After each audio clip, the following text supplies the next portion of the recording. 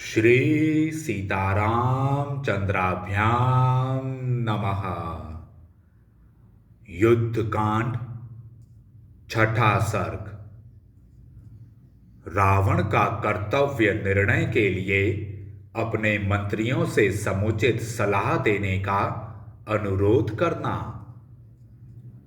इधर इंद्रतुल्य पराक्रमी महात्मा हनुमान जी ने लंका में जो अत्यंत भयावह घोर कर्म किया था, उसे देखकर राक्षस राज रावण का मुख लज्जा से कुछ नीचे को झुक गया और उसने समस्त राक्षसों से इस प्रकार कहा।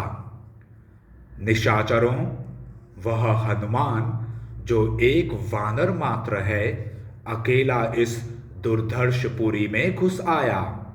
उसने इसे तहस नहस कर डाला और जनक कुमारी सीता से भेंट भी कर लिया। इतना ही नहीं, हनुमान ने चैत्य प्रासाद को धराशायी कर दिया, मुख्य मुख्य राक्षसों को मार गिराया और सारी लंकापुरी में खलबली मचा दी। तुम लोगों का भला हो, अब मैं क्या करूं? तुम्हें जो कार्य उचित और समर्थ जान पड़े तथा जिसे करने पर कोई अच्छा परिणाम निकले, उसे बताओ। महाबली वीरों, मनस्वी पुरुषों का कहना है कि विजय का मूल कारण मंत्रियों की दी हुई अच्छी सलाह ही है। इसलिए मैं श्री राम के विषय में आप लोगों से सलाह लेना अच्छा समझता हूँ। संसार में उत्तम, मध्यम और अधम तीन प्रकार के पुरुष होते हैं। मैं उन सब के गुण दोषों का वर्णन करता हूँ। जिसका मंत्र आगे बताए जाने वाले तीन लक्षणों से युक्त होता है तथा जो पुरुष मंत्र निर्णय में समर्थ मित्रों, समान दुख सुख वाले बांधवों और उनसे भी बढ़कर अपने हितकारियों के साथ सलाह करके कार्य का आरंभ करता है तथा दैव के सहारे प्रयत्न करता है, उसे उत्तम पुरुष कहते हैं।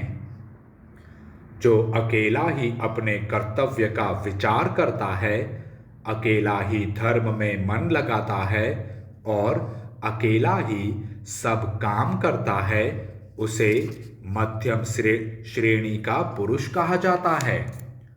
जो गुण दोष का विचार न करके दैव का भी आश्रय छोड़कर केवल करूँगा इसी बुद्धि से कार्य आरंभ करता है और फिर उसकी उपेक्षा कर देता है, वह पुरुषों में अधम है।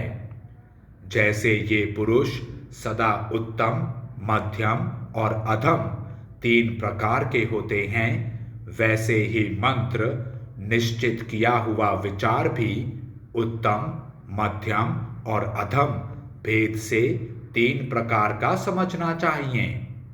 जिसमें शास्त्रोक्त दृष्टि से सब मंत्री एक मत होकर प्रवृत्त होते हैं, उसे उत्तम मंत्र कहते हैं। जहाँ प्रारंभ में कई प्रकार का मतभेद होने पर भी अंत में सब मंत्रियों का कर्तव्य विषयक निर्णय एक हो जाता है, वह मंत्र मध्यम माना गया है। जहाँ भिन्न भिन्न बुद्धि का आश्रय ले सब ओर से स्पर्धा पूर्वक भाषण किया जाए और एक मत होने पर भी जिससे कल्याण की संभावना न हो, वह मंत्र या निश्चय अधम कहलाता है।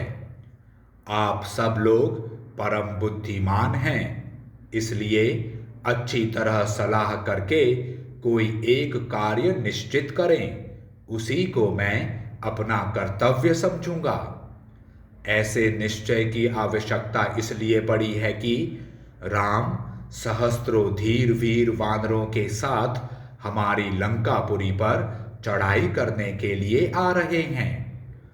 यह बात भी भली भांति स्पष्ट हो चुकी है कि वे रघुवंशी राम अपने समुचित बल के द्वारा भाई सेना और सेवकों सहित सुखपूर्वक समुद्र को पार कर लेंगे। वे या तो समुद्र को ही सुखा डालेंगे या अपने पराक्रम से कोई दूसरा ही उपाय करेंगे। ऐसी स्थिति में वानरों से विरोध आ पड़ने पर नगर और सेना के लिए जो भी हितकर हो वैसी सलाह आप लोग दीजिए। इस प्रकार श्री वाल्मीकि निर्मित आर्ष रामायण आदि काव्य के युद्ध कांड में छठा सर्ग पूरा हुआ। जय श्री राम।